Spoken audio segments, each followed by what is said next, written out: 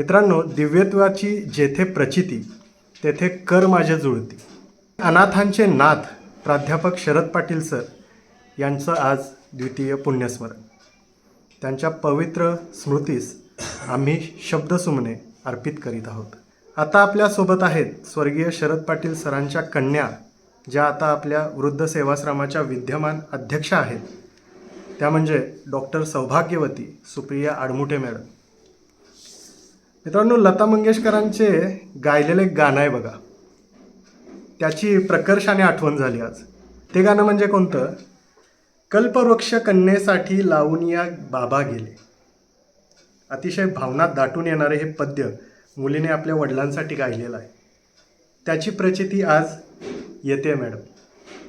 स्वर्गीय शरद पाटील सरांनी घेतलेले कष्ट, श्रम, तळमळ आपल्याला विसरता येणारच नाही.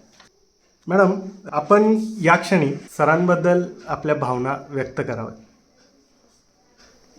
प्रथम मी सरांच्या पवित्र स्मृतीस विनम्र अभिवादन करते. सर म्हणजे एक राजकारणी नव्हते, तर एक समाज सुधारक म्हणता येईल किंवा समाजसेवक होते. आणि ते गोरगरिबांचे कैवारी होते आणि प्रामाणिकपणा हीच त्यांची एक ओळख होती. आणि आज सर दोन वर्षापूर्वी गेले आणि मला सांगताना अतिशय अंगावर शहारे येतात. मीच त्यांचं हे डिक्लेअर केलं, कारण रात्रभर त्या दिवशी मला झोप लागली नव्हती. काय तो दैवी संकेत होता की काय मला माहिती नाही. आणि मीच नाडी बघितली आणि मीच ते डिक्लेअर केलं. त्यामुळं मला आज अतिशय त्रास व्हायला लागलेत, माझ्या मनाला खूप वेदना व्हायला लागलेत. आणि सर गेल्यामुळं आमच्या आयुष्यात जी एक पोकळी निर्माण झाली आहे, ती न भरून येणारी पोकळी निर्माण झाली. खूप मॅडम, आता आपण सध्या अध्यक्षपदावरती काम करता. या वृद्ध सेवाश्रमाचं म्हणजे सर्व काम आपण बघता. तर हे काम बघत असताना तुम्ही सगळी ॲडजस्टमेंट कशा पद्धतीने करता? मी स्वतः एक डॉक्टर आहे. PHC कवटेपेरा अंडर आयुष्यमान आरोग्य मंदिर दुधगाव येथे मी समुदाय आरोग्य अधिकारी या पदावरती काम करत आहे. तिथे माझी 10 ते 5 ड्युटी असते. त्यानंतर मी इकडं आश्रमकडे येऊन मी कारभार बघत असते आणि येथील वृद्धांची आरोग्याची काळजी मी घेत असते. इव्हिनिंगलाच मला वेळ असतो, त्यामुळे मी इव्हिनिंगला येत असते इकडे. इथं राहताना आम्हाला बऱ्याच गोष्टी समजल्या की आपल्या शाखा भरपूर आहेत, तर त्याबद्दल काही थोडीशी माहिती. शाखा आपली सातारला एक आहे आणि आंबेवाडी इथं एक आहे, कुष्ठरोग्यांची वसाहत म्हणून. आणि इकडं RP पाटील विद्यालयामध्ये पण विरंगुळा केंद्र म्हणून एक चालवतो. खूप छान. मग इथं व्यवस्था म्हणजे वृद्ध जे असतात त्यांचं दवाखान्याचं वगैरे कसं काय? दवाखान्याचं आपलं एक डॉक्टर अपॉइंट आहेत आपल्याकडे. त्यांना आणि जर काही ॲडमिशनची वगैरे गरज लागली तर आपण सिव्हिल हॉस्पिटल किंवा भारतीय हॉस्पिटल इथे आपण पाठवत असतो रुग्णांना. आणि इव्हिनिंगला आल्यानंतर काय मी काही काळजी घेतच असते. बरोबर. पेशंट इथं येतच असतात आपले कंप्लेंट्स घेऊन माझ्याकडे. अच्छा. समाजात अनेक दानशूर व्यक्ती आहेत आज, आणि ते सरांच्या कॉन्टॅक्टमध्ये असल्यामुळे सरांची प्रसिद्धी भरपूर आहे. त्याच्यामुळं सरांच्यावर एक विश्वास ठेवून लोक इथं सढळ हाताने दान करत असतात. कारण इथं येणारं दान हे कुठंच वाम मार्गाला लागणार नाही, कुठंच त्याचा मिसयूज होणार नाही, हे पक्क खात्री आहे. म्हणून इथं दान येत असतं सढळ असतं. मॅडम, मला सांगा, भविष्यात पुढे आपल्या काय योजना असतील? भविष्यामध्ये आम्ही अशी एक नवीन योजना आम्ही इथं एक इम्प्लिमेंटेशन करणार आहोत की काही वृद्धांना म्हणजे सांभाळण्यासाठी घरी कोण नसतं. आणि आता आजकालचा ट्रेंडच आहे की लोक जॉबी असतात, हजबंड अँड वाईफ दोघंही जॉबी असतात. त्यामुळे त्यांना त्यांची शुश्रूषा करणं, सेवा करणं जमत नाही. अशांना आम्ही इथं आणून सकाळी ॲडमिट करून संध्याकाळी ते घेऊन जाल घरी. अशा पद्धतीने एक आम्ही डे केअर युनिट ही एक नवीन संकल्पना सांगलीमध्ये आम्ही रुजू करणार आहोत. खूप छान संकल्पना आहे. आणि आपली 2 इमारती आहेत. मी माझ्या मागच्या व्हिडिओजमध्ये एक नवीन इमारत आहे त्याबद्दल फुटेज दाखवलं आहे. आता इथलंही फुटेज घेतो. तर या दोन्ही ॲडजस्ट करताना काय म्हणजे तुम्हाला वैयक्तिक काय अडचणी येतात, त्याबद्दल काही माहिती? थोड्याशा अडचणी येत आहात, पण तो आम्ही हे करू. किचनबद्दल थोड्याशा अडचणी येत आहेत आम्हाला. ओव्हरऑल खूप छान पद्धतीने हे काम चालू आहे. हे काम जे चालू आहे हा. हे आमच्या सर्व संचालक मंडळाच्या एक संधपणाने चालू आहे. सर्व संचालक मंडळ इथं येतात, कामकाज बघतात आणि त्यांनीही आढावा कामाचा घेत असतात. बरोबर. त्यामुळं तेही मला साथ देत असतात. त्यामुळं आम्हा सर्वांचे एक ग्रुप म्हणजे हो, हो, हो, ग्रुप वर्क हो. म्हणता येईल. Yes, yes. अशा पद्धतीनं काम चालू आहे आणि हे काम आम्ही असंच सरांच्या नंतर पुढेही चालू ठेवू नक्कीच, याची मी ग्वाही देते तुम्हाला. नक्कीच. खूप छान पद्धतीने काम करताय आणि असंच काम पुढे चालत राहावं हीच आमची प्रार्थना आहे देवाकडे. आणि सरांबद्दल बोलताना तुमचा कंठ दाटून आला, स्वाभाविक आहे, पण खरंच खूप छान माहिती दिली आणि खूप चांगलं काम करताय. तुमच्या पुढील वाटचालीस खूप साऱ्या शुभेच्छा. थँक्यू. तर मित्रांनो, शिक्षण क्षेत्रामध्ये मुख्याध्यापक पदावरती अव्वल दर्जाचं काम केल्यानंतर रिटायरमेंटनंतर सामाजिक कार्याला वाहून घेऊन काम करणारे असे हे भारदस्त व्यक्तिमत्व श्री सौंदत्य सर हे आता आपल्या आश्रमाचे सचिव म्हणून काम बघतात. खूप चांगल्या पद्धतीचं काम करतात. तर मला सरांना आश्रमाबद्दल माहिती विचारायला नक्की आवडेल. तर सर, मला आश्रमाबद्दल थोडीशी माहिती अशी द्या की इथली स्थापना कधी झाली, कोणी केली आणि कशा पद्धतीनं झाली. नमस्कार, मी महावीर सौंदत्ते. प्रथमतः वृद्ध सेवाश्रमाचे संस्थापक जोसेफ फर्नांडिस आणि निराधाराचे श्रद्धास्थान प्राध्यापक शरद पाटील सर यांना भावपूर्ण अभिवादन करतो. आज शरद पाटील सरांची द्वितीय पुण्यतिथी आहे. त्यांच्या या द्वितीय पुण्यतिथीच्या निमित्तानं त्यांनी केलेल्या अनेक कार्याचा आम्हाला या ठिकाणी स्मरण झाल्याशिवाय राहत नाही. प्रथमतः वृद्ध सेवाश्रमाच्या एकंदरीत वाटचालीबद्दल मी या ठिकाणी थोडक्यात सांगू इच्छितो. वृद्ध सेवाश्रमाची स्थापना 1972 साली ख्रिस्तवासी जोसेफ फर्नांडिस यांनी केली. जोसेफ फर्नांडिस हे शासनाच्या सेवेमध्ये होते. सेवानिवृत्तीनंतर त्यांचे आलेले पेन्शन असेल, फंड असेल, जी काही त्यांना मिळालेली संपत्ती असेल, ती सगळी संपत्ती विकून या ठिकाणी वृद्ध सेवाश्रमाची 6 गुंठ्याची जागा त्यांनी घेतली. त्यानंतर याच ठिकाणी छोटीशी खोली त्यांनी बांधली. स्वतःचं नाव 1 नंबरला रजिस्टरमध्ये लिहून, आपल्या एका मित्राचं नाव 2 नंबरला लिहून या आश्रमाची त्यांनी सुरुवात केली. सकाळी उठून आवरायचं, चहा नाश्ता करायचा. त्यावेळी गॅसची वगैरे सोय नव्हती. जळण गोळा करून आणायचं, चूल पेटवायची आणि स्वयंपाक करायचा. अशा पद्धतीनं त्या वृद्धाश्रमाची वाटचाल चालू झाली. नाश्ता चहा झाल्यानंतर सांगली गावामध्ये कधी सायकलनं, कधी पायी चालत जायचं. मार्केट यार्ड असेल, गणपती पेठ असेल किंवा काही मान्यवर व्यक्ती असतील यांच्याकडं जायचं आणि त्यांच्याकडनं देणगी स्वरूपामध्ये जी काय मिळेल ती रक्कम, मग 1 रुपया असेल, 2 रुपये असेल, 5 रुपये असेल, ती रक्कम त्यांच्याकडून किंवा धान्याच्या वस्तूच्या माध्यमातून मदत गोळा करायचं. येत असताना जर त्यांना कळलं की एक व्यक्ती निराधार आहे, त्यांना आश्रमाची गरज आहे, अशा व्यक्तींच्यापर्यंत पोचायचं आणि त्या व्यक्तीला या आश्रमामध्ये घेऊन यायचं आणि त्यांची इथं सेवा करायची. अशा पद्धतीनं या वृद्धाश्रमाचं काम चालू आहे.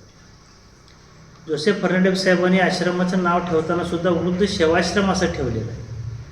कारण या ठिकाणी नुसतं आपण जेवायला खाण्याची व्यवस्था नाही करायची, तर चांगली सेवा त्या व्यक्तींची करायची. म्हणून आमच्या वृद्धाश्रमाचं नावसुद्धा वृद्ध सेवाश्रम असं आहे.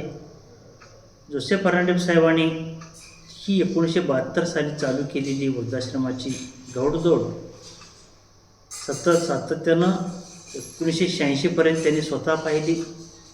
त्यांच्या कारकिर्दीमध्ये प्राध्यापक शरद पाटील सरांचा आणि त्यांचा संबंध आला.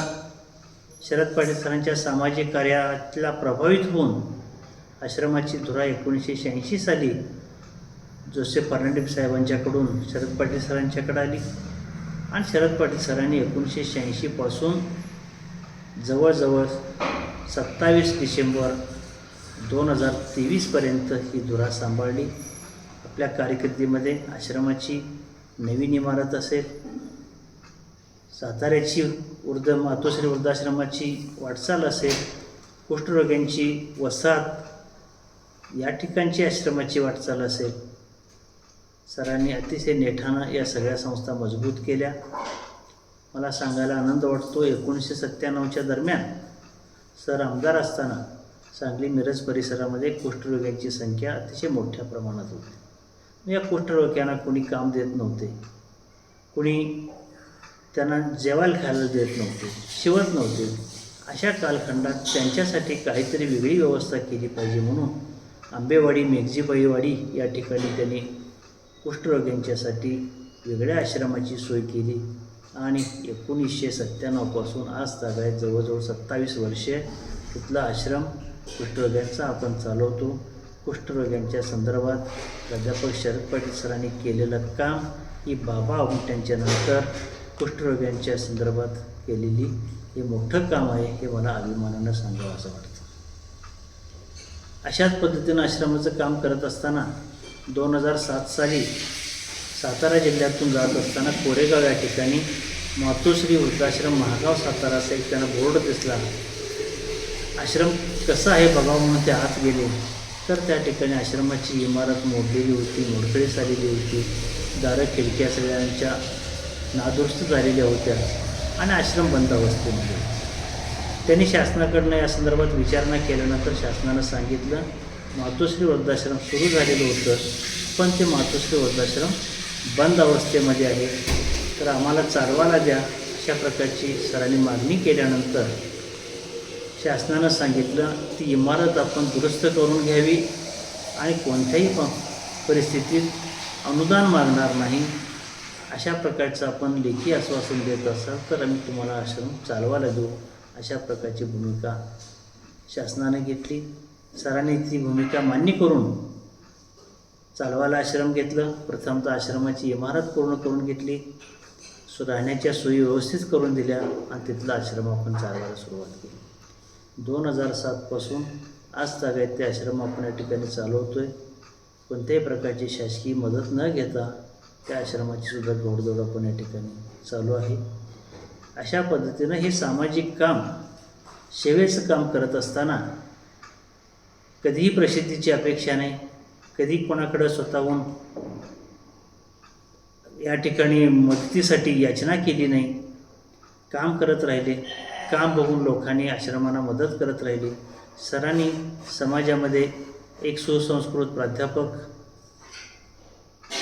पारदर्शी व्यक्तिमत्व आणि समाजसेवा निरपेक्ष करायची त्यांची भावना, यामुळे समाज मनावर त्यांनी एक वेगळा ठसा उमटवलेला आहे. त्याच जोरावर आश्रमाची ही वाटचाल अखंडितपणे चालू आहे. 2013 साली केंद्र सरकारच्या सामाजिक न्याय विभाग खात्यानं देशातील ज्येष्ठांच्या सेवा करणाऱ्या संस्थांचा आढावा घ्यायचा प्रयत्न केला. त्यासाठी तत्कालीन सामाजिक न्यायमंत्री नामदार शैलजा या मंत्री असताना त्यांच्या खात्याच्या समितीनं एक समिती, त्यांच्या खात्याच्या समितीमार्फत आपल्या देशातील वृद्धाश्रमांच्या किंवा ज्येष्ठांच्या सेवा करणाऱ्या सगळ्या संस्थांच्या सर्वेक्षण केलं गेलं. त्या सर्वेक्षणामध्ये देशातील ज्येष्ठांची सेवा करणारी सर्वोत्तम संस्था म्हणून आम्हाला प्रथम क्रमांकाचा मान या केंद्र शासनाकडून मिळाला आणि तत्कालीन राष्ट्रपती प्रणव मुखर्जी साहेब यांच्या शुभ हस्ते आमच्या आश्रमाचा सन्मान केला गेला. देशातील सर्वोत्तम संस्था म्हणून मिळालेला हा पुरस्कार आमची संस्थेची शान वाढवणारा आणि सरांच्या सेवेचा खऱ्या अर्थानं केलेला गौरव आहे असं मला या ठिकाणी वाटतं. अशा पद्धतीनं आश्रमाचं काम सरांनी चालू ठेवलेलं होतं. सर नियमितपणे इतर आपल्या सगळ्या सामाजिक राजकीय व्यापातून सुद्धा दररोज संध्याकाळी 5:30 वाजता आश्रमाला कोणत्याही परिस्थितीमध्ये भेट दिल्याशिवाय, इथली माहिती घेतल्याशिवाय, इथली सगळी व्यवस्था बघितल्याशिवाय घरी जात नव्हते. अशा प्रकारचे सर आज आपल्यात नाहीत. आज त्यांचं द्वितीय पुण्यस्मरण करत असताना त्यांनी केलेल्या कार्याचा हा जो वारसा आहे तो आम्हाला पुढं चालवायची संधी आम्हाला सरांनी दिलेली आहे. निश्चितपणे भविष्यकाळामध्ये सरांची जी ध्येय धोरणं, जे विचार आहेत ते घेऊन आम्ही या आश्रमाची वाटचाल करू, एवढा मी या ठिकाणी विश्वास देऊ इच्छितो. खूप छान सर. तर मित्रांनो, अशा पद्धतीने सरांनी पूर्ण आश्रमाची माहिती दिलेली आहे. पूर्ण आधार असलेले लोकनेते प्राध्यापक सुभाष पाटील सर यांना द्वितीय स्मृती दिन, या स्मृती दिनानिमित्त आपण आपल्या वृद्ध सेवाश्रममध्ये साजरा करण्यासाठी आपण जमलेलो आहोत. आजचा हा उपक्रम गौंडाई सरांच्या हस्ते करण्याचा आहे. गौंडाई सर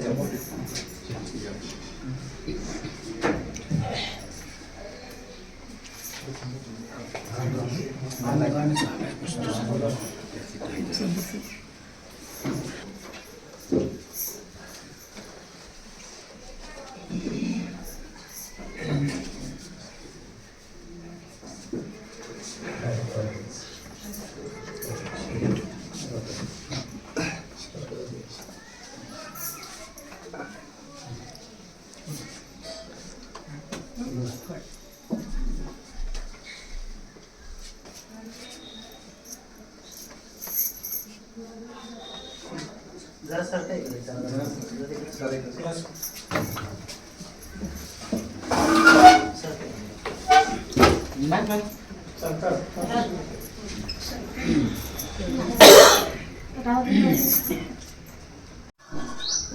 वृद्ध सेवाश्रमातील आश्रितांना माझा पहिल्यांदा नमस्कार. सर्व वयस्कर आहात आणि आज आपण इथं आपल्या या संस्थेचे पुनर्संजीवक, पुनर्संस्थापक प्राध्यापक शरद पाटील यांच्या दुसऱ्या पुण्यतिथी निमित्त त्यांना अभिवादन करण्यासाठी एकत्र जमलेलो आहोत. तुमच्या आणि आपल्या सर्वांच्या वतीनं प्रथम मी त्यांना अभिवादन करतो. त्या माणसाबद्दल काय बोलायचं, किती बोललं तर ते शब्द पुरणार नाही, शब्द पुरणार नाही. 1976 साली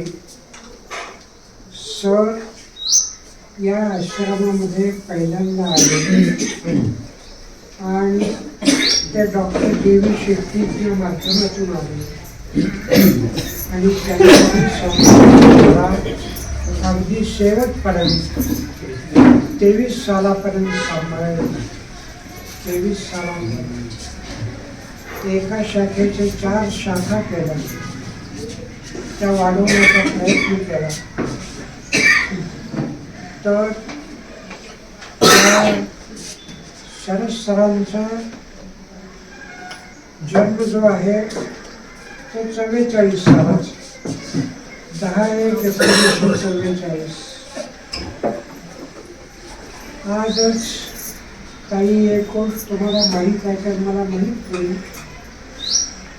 शरद सरांच्या मोठ्या बहिणी, मोठी बहीण सुशीला उर्फ कृष्णाक्का शरद सरांच्या मागण्याच्या सासूबाई झाल्या. मागणं तर त्यांची आज जयंती आहे. 27/12/1934. किती दैव योगायोग असेल पहा. भावाची पुण्यतिथी आणि बहिणीची जयंती एका दिवशी इथे आले. तर ही बहीण अगदी जिजाऊ सारखी, अहिल्यादेवी सारखी, राणी लक्ष्मीबाई सारखी या भावाच्या पाठीमागे उभी राहिली. कदाचित कौटुंबिक पार्श्वभूमी माहीत असेल, ती उभी राहिली म्हणून सर सगळीकडे जिंकत आले. सगळ्या पद्धतीने उभे राहिले, सगळ्या. तर 27 तारीख या आकड्याचं महत्व असं आहे, 27 तारखेला शरद सरांचं निधन झालं. 27 तारखेला शरद सरांच्या मोठ्या बहिणींचा जन्म झाला. दोन्हीही बुधवारी त्यांचाही जन्म बुधवारी झाला. सरांचा मृत्यूही बुधवारी झाला. काय योगायोग असेल तो काय. त्या कृष्णाकाचा म्हणजे शरद सरांच्या बहिणीची यादी ही 27/3/1950 झाली. 27 तारखेला त्यांचं लग्न 27/4/1950 झालं. जैन समाजामार्फत त्यांचा जो मोठा सत्कार झाला, भट्टारक पट्टारक जैन समाजाचा सगळा जो मोठा सत्कार तो 27/1/1997 रोजी झाला. ही त्यांच्या आयुष्यातल्या सगळ्या शुभ तारखा, पण सरांच्या आयुष्यातली ती काळ या खूप बोलण्यासारखं आहे. सरांच्या मातोश्री या 19/5/1991 निवर्तल्या. त्यानंतर सरांच्या पाठीमागं खंबीरपणे सरांची बहीण असेल, सासू असेल, आईसारखं ती 30-32 वर्ष राहिली. तिचंही स्मरण आज केल्याशिवाय चालत नाही. शरद सरांच्या बाबतीत बोलायचं झालं तर एक एवढा अद्वितीय मनुष्य होऊन गेला. सन 1922 साली 27 मार्च 1922 पहिल्यांदा विधानसभेची निवडणूक झाली. त्या निवडणुकीमध्ये RP अण्णांना तिकीट मिळालं होतं. ते तिकीट कापलं रामानंद भारतीने. त्यानंतर अण्णांनी त्याचा विचार केला नाही. काय फक्त काँग्रेस पक्षाचा एकनिष्ठतेनं प्रचार करत राहिले. पण कुपवाडमुळे दुसऱ्या कोणाच्याही घरी आमदारकी आली नाही. 38 वर्षांनी त्यांच्याच घरी परत आमदारकी आली आणि शरद पाटील आमदार झाले. हे त्यांचं मोठं कर्तृत्व त्यांचं आहे. राजकारणातला तत्वनिष्ठ मनुष्य कसा असावा हे शरद पाटलांच्याकडनं तुम्ही शिकावं. राजकारणातलं तत्वनिष्ठ मनुष्य कसं असावं ते. शरद सरांची जिल्हा परिषदची निवडणूक झाली 22 मे 1979 रविवार. त्या दिवशी निकाल लागला. शरद सर निवडून आले. वसंतदादा त्यावेळी साखर कारखाना कारखान्यावरती बसलेले होते. कोणकोणत्या शिटा इथे निवडून बघायला. शरद सर निवडून आल्यानंतर त्यांनी आपली तांबड्या दिव्याची गाडी ती शरद सरांच्या घराकडे पाठवून दिली. रविवार 22 मे 1979 आणि त्यांना सांगितलं त्या गाडीत बसायचं, नीट मुंबईला यायचं. उद्या सोमवारी तुमचा शपथविधी मंत्री म्हणून होईल. 6 महिन्यात आमदारकी तुम्हाला मिळायची व्यवस्था घटनेमध्ये आहे. तुम्हाला 6 महिन्यात कुठेही निवडून आणतो. असल्या आदेशाला शरद पाटील पडले नाही. म्हणून त्यांचं नाव लौकिक सगळीकडे होतं. एक तत्वनिष्ठ मनुष्य म्हणून सगळेजण त्याच्याकडे त्यासाठी बघतात. खूप बोलण्यासारखं आहे, पण ही वेळ खूप बोलण्यासारखी नाही. मी माझ्या भावना व्यक्त करतो. शरद सरांचा जन्म 10/1/1944 वार सोमवार, तिथी शाकंभरी पौर्णिमेच्या दिवशी जन्मलेला मनुष्य हा. त्यांचा मृत्यू 27 डिसेंबर वार बुधवार अमावस्याच्या दिवशी बनते. या सगळ्या गोष्टी मला चटका लावणाऱ्या आहेत. तरी सुद्धा त्यांनी समाजासाठी, वृद्ध लोकांच्यासाठी जे काही काम केलंय त्याची तुलना कुठंच होत नाही. गव्हर्नमेंटनं त्यांची पोच कुठेतरी घेतली आणि त्यानं 1 ऑक्टोबर 2013 रोजी राष्ट्रीय पुरस्कार मिळाला. हीच त्यांची सगळ्यात मोठी पावती. सगळ्यात मोठी पावती. कुपवाडमध्ये 3 लोकांना राष्ट्रपती पारितोषिक मिळालेले आहेत. त्यापैकी पहिली संस्था म्हणजे आपली वृद्ध सेवा श्रमी संस्थांनी आहे. या संस्थेला उर्जितावस्था आणायचं हे सगळं काम शरद पाटलांनी केलं. त्याला कार्यकर्त्यांची साथ मिळाली. आपण सगळे त्यांच्या पाठीमागे खंबीरपणे उभे राहिलो.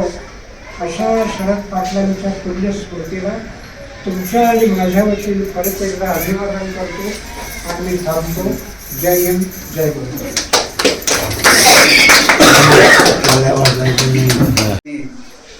आपल्या सर्वांचे तुल्य असणारे आदरणीय कैलासवासी शरद पाटील सर यांची द्वितीय पुण्यतिथी या निमित्तानं या ठिकाणी सर्वजण उपस्थित राहिला. खरं तर गौंडाई सरांनी पूर्ण इतिहास सरांच्या बाबतीतचा सांगितला. त्यांनी जडणघडणीमध्ये सिंहाचा वाटा हा वृद्धसेवाश्रमाचाच होता. त्यांचं संपूर्ण लक्ष या ठिकाणी असायचं. कुठेही बाहेर गेले, कुठेही काय जरी झालं तरी पहिल्यांदा माझं वृद्धाश्रम, माझी माता पिता, या पद्धतीने त्यांच्या भावना या ठिकाणी असायच्या. या माध्यमातून त्यांनी या ठिकाणी जी जडणघडण केली, आपल्या आश्रमास पार दिल्लीपर्यंत पोहोचवलं. अशा या ठिकाणी असणाऱ्या या पुण्यतिथीनिमित्त आपण सर्वजण उपस्थित राहिला. आमच्या विनंतीला मान देऊन गौंडाई सर उपस्थित राहिले. सर्व संचालक मंडळ या ठिकाणी आलं. या सर्वांचे मी मनपूर्वक आभार मानतो आणि हा कार्यक्रम संपला असं मी जाहीर करतो.